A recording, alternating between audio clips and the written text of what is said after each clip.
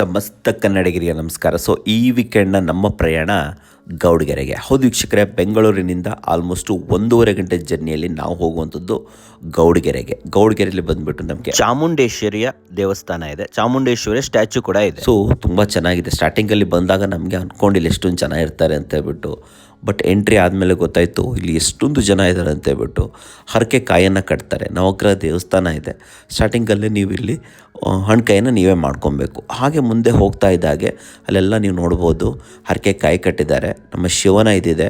And ಒಳಗಡೆ entry ಆದಮೇಲೆ ಗೊತ್ತಾಗಿದ್ದು ಇಲ್ಲಿ ನಾವು ಒಬ್ಬರೇ ಅಲ್ಲ, ಸಾವಿರಾರು ಜನ ಬಂದಿದ್ದಾರೆ ಅಂತ ಹೇಳ್ಬಿಟ್ಟು. ಸೊ ವೀಕೆಂಡ್ ಆಗಿರೋದ್ರಿಂದ ವೀಕೆಂಡು ಆಮೇಲೆ ಶುಕ್ರವಾರ ಮಂಗಳವಾರ ತುಂಬ ಜನ ಇರ್ತಾರೆ ವೀಕ್ಷಕರೇ. ಸೊ ಅದರ್ವೈಸ್ ಬಂದರೆ ಒಳ್ಳೆಯದು, ಅಂದರೆ ಬುಧವಾರ ಗುರುವಾರ ಆ ಥರ ಬಂದರೆ ತುಂಬ ಒಳ್ಳೆಯದು ವೀಕ್ಷಕರೇ. ಸೊ ಒಳಗಡೆ ನಿಮಗೆ ನೋಡ್ತಾ ಇರ್ಬೋದು ದೇವಸ್ಥಾನ ಇದೆ, ಮೂಲ ದೇವಸ್ಥಾನ ಮೂರ್ತಿ. ಅಲ್ಲಿಂದ ಹೊರಗಡೆ ಬರ್ತಾ ಇದ್ದಾಗೆ ಇಲ್ಲೆಲ್ಲ ಜನ ಒಂದು ಕಡೆ ಕಾಯಿನನ್ನು ಅಂಟಿಸ್ತಾ ಇದ್ರು. ಅಲ್ಲೇ ಪಕ್ಕದಲ್ಲೇ ಇರೋಂಥದ್ದು ಚಾಮುಂಡೇಶ್ವರಿ ತಾಯಿಯ. ಹೌದು ವೀಕ್ಷಕರೇ, ಎಷ್ಟು ತುಂಬ ಚೆನ್ನಾಗಿದೆ ಗೊತ್ತಾ. ಮೇಲೆ ಹೋಗಿ ಬರ್ಬೋದು. ಇಲ್ಲಿ ಮೂವ್ ಆಗ್ತಾ ಇರೋದ್ರಿಂದ ಅಷ್ಟೊಂದು ಟೈಮ್ ತೊಗೊಳ್ಳೋದಿಲ್ಲ, ಬಟ್ ಒಳಗಡೆ ನಿಮಗೆ 2-3 ತಾಸು ಆಯಿತು. ಬಟ್ ಹೊರಗಡೆ ಏನೂ ತೊಂದರೆ ಇಲ್ಲ, ದರ್ಶನ ಪಡ್ಕೊಂಡು. ಅಲ್ಲಿ ಕೆಳಗಡೆ ಒಂದು ಮ್ಯೂಸಿಯಂ ಕೂಡ ಇದೆ. ಮ್ಯೂಸಿಯಮ್ಗೆ ಹೋಗಲಿಲ್ಲ ನಾವು, ಯಾಕಂದರೆ ಟೈಮ್ ಆಗುತ್ತೆ, ನಾವು ಬೇರೆ ಕಡೆ ಹೋಗಬೇಕಿತ್ತು. ಸೊ ಪಕ್ಕದಲ್ಲಿ ಬಸವಣ್ಣನ ಮೂಲ ಸ್ಥಾನ ಇದೆ. ಆ್ಯಂಡ್ ಅಷ್ಟೇ ಅಲ್ಲದೆ ಇಲ್ಲಿನ ಒಂದು ವಿಶೇಷತೆ ಅಂತಂದರೆ ಇದು ಬಸವ ಎಲ್ಲ ಮಲಗಿರ್ತಾರೆ, ಅವರನ್ನು ದಾಟ್ಕೊಂಡು ಹೋಗುತ್ತೆ ಇದು. ಆ್ಯಂಡ್ ಯಾರಿಗೆ ತನಗೆ ಇಷ್ಟ ಆಗಲ್ಲ ಅವ್ರನ್ನ ಮೂಸಿಬಿಟ್ಟು ಎಬ್ಸ್ರಿ ಅವರನ್ನು ಅಂತ ಹೇಳ್ಬಿಟ್ಟು ಅವರನ್ನು ಆ ಕಡೆ ಕಳಿಸುತ್ತೆ. ಆನಂತರ ಮತ್ತೆ ದಾಟ್ಕೊಂಡು ಎಲ್ಲರನ್ನೂ ದಾಟ್ಕೊಂಡು ಹೋಗುತ್ತೆ.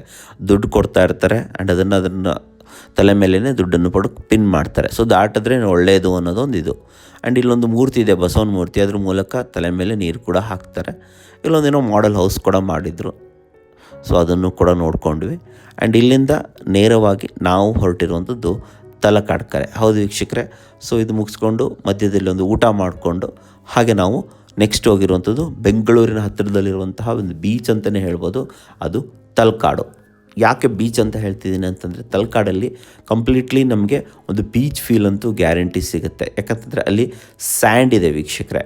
ಸೊ ಒಂದು ನದಿಯ ಬಳಿ, ನಮ್ಮ ಕಾವೇರಿ ನದಿ ಹತ್ರ ಸ್ಯಾಂಡ್ ಇರುವಂಥದ್ದು ಆ್ಯಂಡ್ ಗೋವಾ ಫೀಲ್ ಕೊಡುವಂತಹ ಏಕೈಕ ಪ್ಲೇಸ್ ಅಂತಂದರೆ ತಲಕಾಡೆ ಅಂತಲೇ ಕೂಡ ಹೇಳ್ಬೋದು. ಸೊ ವೀಕೆಂಡಲ್ಲಿ 3 ಅವರಲ್ಲಿ ರೀಚ್ ಆಗುವಂಥದ್ದು ಜಾಗ ಅಂತಂದರೆ, ಆ್ಯಂಡ್ ಫ್ಯಾಮಿಲಿ ಡೇ ಔಟಿಂಗಿಗೆ ಬೆಸ್ಟ್ ಅಂತಂದರೆ ಇದೇನೆ ಅಂತಲೂ ಕೂಡ ಹೇಳ್ಬೋದು. ಆ್ಯಂಡ್ ಇಲ್ಲಿ ಸಾವಿರಾರು ಜನ ಬರ್ತಾರೆ ವೀಕ್ಷಕರೇ. ಹೇಗೆ ಗೌಡಗೆರೆಯಲ್ಲಿ ಸಾವಿರಾರು ಜನ ದೇವ್ರು ನೋಡೋಕ್ಕೆ ಬಂದಿದ್ರು, ಹಾಗೆ ವೀಕೆಂಡ್ ಎಂಜಾಯ್ ಮಾಡೋದಕ್ಕೆ ಸಾವಿರಾರು ಜನ ನಮ್ಮ ತಲಕಾಡಿಗೂ ಕೂಡ ಬಂದಿದ್ದರು. ಇದು ನಮ್ಮ 2ನೇ ಭೇಟಿ ತಲಕಾಡಿಗೆ. ನನಗೆ ಭಾಳ ಇಷ್ಟ ಆಯಿತು. ಕಾರಣ ಏನಂತಂದರೆ ಸೇಫ್ಟಿ.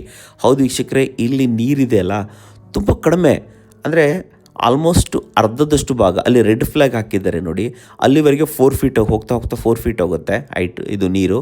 ಆ್ಯಂಡ್ ಅರ್ಧ ಭಾಗ, ಮುಕ್ಕಾಲು ಭಾಗದವರೆಗೆ ನಿಮಗೆ ಜಸ್ಟ್ 2 ಫೀಟು 2 ಅಡಿ ನೀರು. ಆ್ಯಂಡ್ ಆಳದಲ್ಲೂ ಕೂಡ ನಿಮಗೆ ಸ್ಯಾಂಡ್ ಇದೆ. ಓಕೆ, ಸೊ ನಾನೇನು ಮಾಡಿದೆ ಅಂತಂದರೆ ಫಸ್ಟ್ ಒಳಗಡೆ ಹೋದೆ. ಇವಾಗ ನಾನು ನಿಮಗೆ ಆ್ಯಕ್ಚುಲಿ ಕ್ಯಾಮ್ರಾ ತೊಗೊಂಡೋಗ್ಬಿಟ್ಟು ತೋರಿಸ್ತೀನಿ ಕೂಡ. ಸೊ ಅದಕ್ಕಿಂತ ಮುಂಚೆ ಎಷ್ಟು ದೂರ ಇದೆ ಏನು ಕತೆ ನೋಡಿ. ನಾನು ಹೋಗ್ತಾ ಇದ್ದೀನಿ ಎಷ್ಟು ದೂರ ಹೋದರೂ ಕೂಡ ನನಗೆ ಇಲ್ಲಿ ಮೊಳಕಾಲವರೆಗೂ ಕೂಡ ನೀರು ಬರ್ತಿದೆ ಅಷ್ಟೇ. ಸೊ ರೆಡ್ ಫ್ಲ್ಯಾಗ್ ಹತ್ರ ಹೋದರೆ ನಿಮಗೆ ಆ ವೇಸ್ಟ್ವರೆಗೆ ನೀರು ಬರುತ್ತೆ. ಸೊ ಇಲ್ಲಿನ ಬೆನಿಫಿಟ್ ಏನಂತಂದರೆ, ಬರೀ ಮುಂದೆ ಕರ್ಕೊಂಡು ಹೋಗ್ತೀನಿ, ಸೇಮ್ ಬೀಚ್ ಫೀಲಿಂಗೇ ಇಲ್ಲಿ ಬರ್ತಾ ಇದೆ. ಆ್ಯಂಡ್ ಇನ್ನೊಂದೇನಂತಂದರೆ ಇಲ್ಲಿ ನೋಡಿ, ಒಳಗೆ ಮೇನ್ ಕ್ಲಿಯರ್ ವಾಟರು, ಒಳಗಡೆ ಫುಲ್ ಸ್ಯಾಂಡ್. ಓಕೆ, ಸೊ ಅಲ್ಲಿ ಲಾಸ್ಟಲ್ಲಿ ರೆಡ್ ಫ್ಲ್ಯಾಗ್ ಹಾಕಿದ್ದಾರೆ ನೋಡಿ. ಆ ರೆಡ್ ಫ್ಲ್ಯಾಗ್ವರೆಗೂ ಕೂಡ ನಿಮಗೆ ಜಸ್ಟ್ ಇಷ್ಟೇ ನೀರು, ಇಷ್ಟಲ್ಲ, ಹೋಗ್ತಾ ಒಂದು 4 ಫೀಟ್ ಅಷ್ಟೇ ನೋಡಿ. ಎಲ್ಲ ಇಷ್ಟು ಎಲ್ಲಿ ತನಕ ಆಟ ಆಡ್ತಾ ಇದ್ದಾರೆ. ಸೊ ಆಳನೇ ಇಲ್ಲ, ಇದೇ ಬೆನಿಫಿಟ್ ಇಲ್ಲಿ ತಲಕಾಡು ಅಂತಂದರೆ. ಆಳ ಇಲ್ಲ, ಕ್ಲಿಯರ್ ವಾಟರು, ಆ್ಯಂಡ್ ಒಳಗಡೆ ಸ್ಯಾಂಡ್ ನೋಡಿ, ಕಂಪ್ಲೀಟ್ ಸ್ಯಾಂಡು. ಮಣ್ಣಾಗಲಿ ಗಲೀಜಾಗಲಿ ಪಾಚಿ ಆಗಲಿ ಏನೂ ಇಲ್ಲ. ಚಿಕ್ಕ ಮಕ್ಕಳೆಲ್ಲ ಆಟ ಆಡ್ಬೋದು. ಸೊ ಇಲ್ಲೊಂದು ಬ್ರಿಡ್ಜ್ ಕೂಡ ಇದೆ, ನಿಜವಾಗ್ಲೂ ಒಳ್ಳೆ ಫೀಲಿಂಗು. ಸೊ ಬೆಂಗಳೂರು ಹತ್ರ ಯಾರ್ಯಾರು ನಮಗೂ ಕೂಡ ಬೀಚ್ ಫೀಲಿಂಗ್ ಬೇಕು ಅಂತಂತಂದರೆ, ಸೊ ನಾವು ಪಾಂಡಿಚೇರಿಗೋ ಈ ಕಡೆ ಮಂಗಳೂರಿಗೋ ಹೋಗೋ ಅಗತ್ಯ ಇಲ್ಲ, ಸೀದಾ ಡೈರೆಕ್ಟಾಗಿ ನೀವು ತಲಕಾಡಿಗೆ ಬನ್ನಿ. ಸೊ 6 ಗಂಟೆಗೆ ಇದು ಕ್ಲೋಸ್ ಆಗಿಬಿಡುತ್ತೆ.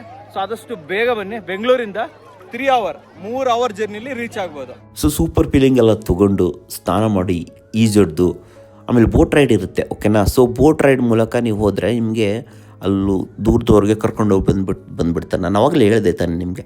ಅಷ್ಟೇ ಅಲ್ಲದೆ ಮಕ್ಕಳಿಗೆ 100 ರೂಪೀಸ್ಗೆ ಇದು ರೈಡ್ ಇರುತ್ತೆ, ಹಾರ್ಸ್ ರೈಡ್ ಇರುತ್ತೆ. ಸೊ ಮಕ್ಕಳಿಗೆ ಎಂಜಾಯ್ ಮಾಡೋಕ್ಕೆ ತುಂಬ ಚೆನ್ನಾಗಿರುತ್ತೆ.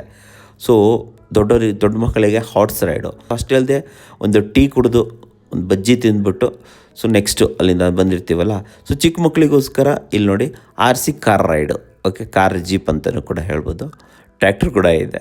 ಸೊ ಇದು ಮಕ್ಕಳಿಗೋಸ್ಕರ 5 ರೌಂಡ್ಗೆ 100 ರೂಪೀಸ್ ಚಾರ್ಜ್ ಮಾಡ್ತಾರೆ. ಬಟ್ ಬೆಟರು ನೋಡಿ, ಚಿಕ್ಕ ಮಕ್ಕಳಿಗೆ ಇನ್ನೇನು ಬೇಕು, okay. So RC car raid, horse raid ಇವೆಲ್ಲ ಇದೆ. ಆ್ಯಂಡ್ ಶಾಪಿಂಗ್ ಮಾಡೋದಕ್ಕೆ ತುಂಬಾ ಆಪ್ಷನ್ಸ್ ಇದೆ ವೀಕ್ಷಕರೇ. ಇಲ್ಲಿ ನಿಜವಾಗ್ಲೂ ಕೂಡ ಅಷ್ಟೇ ಅನೇಕ ಅಂಗಡಿಗಳಿದೆ, ಚಾಟ್ ಸೆಂಟರ್ ಇದೆ, ತುಂಬಾ ಚೆನ್ನಾಗಿದೆ. ಬಾಗುರು ಫುಲ್ ಊಟ ಮಾಡುವಂಥ ಒಂದು ಹೋಟೆಲ್ ಕೂಡ ಇತ್ತು. ಆ್ಯಂಡ್ ಪಾರ್ಕಿಂಗ್ ಬಗ್ಗೆ ಟೆನ್ಷನ್ನೇ ಬೇಡ, ಫುಲ್ ಪಾರ್ಕಿಂಗ್ ಇದೆ.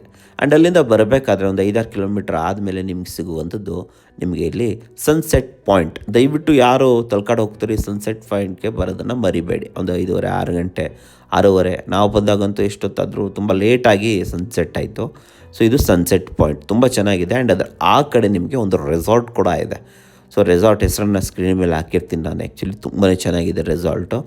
ಆ್ಯಂಡ್ ಅಷ್ಟೇ ಅಲ್ಲದೆ ಇಲ್ಲಿ ತಾವರೆ ಹೂವು ಎಲ್ಲ ಸಿಗುತ್ತೆ, ಗಿಡನೂ ಸಿಗುತ್ತೆ. ನೀವು ಅದನ್ನು ಕೂಡ ಪ್ಲಕ್ ಮಾಡ್ಕೋಬೋದು, ಬೇಕಾದರೆ ತೊಗೊಂಡು ಹೋಗ್ಬೋದು ವೀಕ್ಷಕರೇ. ಸೊ ಬೆಂಗಳೂರಿಂದ ಒಂದು ಒಳ್ಳೆ ವೀಕೆಂಡನ್ನು ಎಂಜಾಯ್ ಮಾಡೋಣ, ಒಂದೇ ದಿನದಲ್ಲಿ ಆಗಬೇಕು, ಕಡಿಮೆ ಕಾಸ್ಟಲ್ಲಿ ಆಗಬೇಕು ಅಂತಂದರೆ ಡೆಫಿನೆಟ್ಲಿ ಎಲ್ಲರೂ ಕೂಡ ತಲಕಾಡಿಗೆ ಬರ್ಬೋದು. ಆ್ಯಂಡ್ ಆನ್ ದ ವೇ ಗೌಡಗೆರೆಗೆ ಹೋಗ್ಬಿಟ್ಟು ಚಾಮುಂಡೇಶ್ವರಿ ದೇವಿಯ ದರ್ಶನವನ್ನು ಮಾಡೋದಂತೂ ಮರಿಬೇಡಿ.